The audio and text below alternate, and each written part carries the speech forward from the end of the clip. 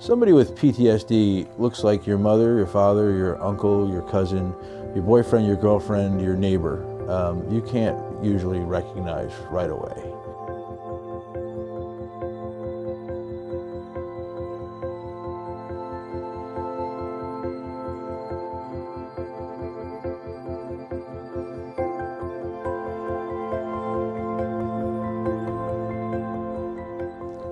PTSD stands for post-traumatic stress disorder.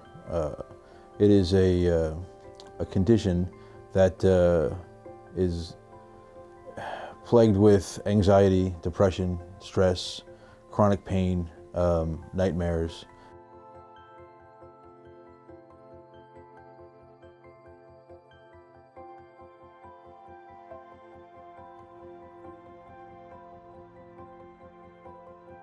Everybody knows people with PTSD. It could be your grandfather who fought in the Korean War. It could be your aunt who was a nurse in Vietnam. It could be your next door neighbor who was in a train accident. It could be somebody on your swim team or a golf friend that was bit by a dog when they were a child. So, you know, look in the mirror, and that's what PTSD looks like. It affects everybody. I was a sales guy for a long time, and I own my own company, so I've always been self-employed.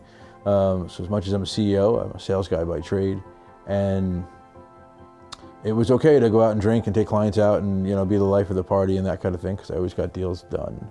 And then I settled down in 2007. Prior to that, I started realizing I had a problem and as I was getting close to 40. And I stopped drinking in 2008. And I still go to AA. I'm a recovering alcoholic, happy to say. And I had an incident with my son, who was about 5 at the time, where he kind of climbed into bed and just kind of startled me, and I grabbed his wrist, and it scared me more than it scared him.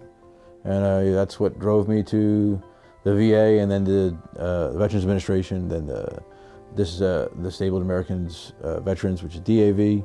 And I got some help with a private doctor, and then some help through the VA. It's a challenging process, but it is a process.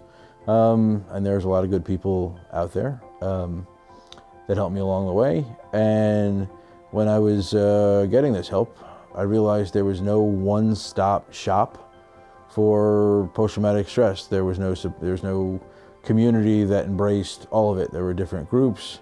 So I went to my good friend Victor Nichols, who owns a bunch of magazines, and I said, I have an idea for a magazine.